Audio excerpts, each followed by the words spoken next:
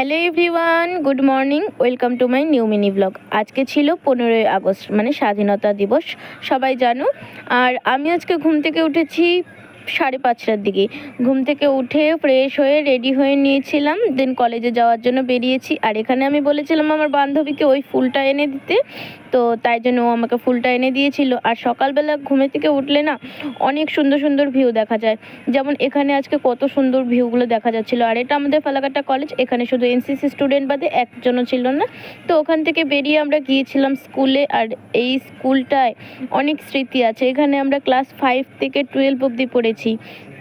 কত বান্ধবী ছিল, কত কারো বিয়ে হয়ে গেছে, কত কেউ কারোর সঙ্গে পরিচয় নেই, এখন কথাবার্তা নেই।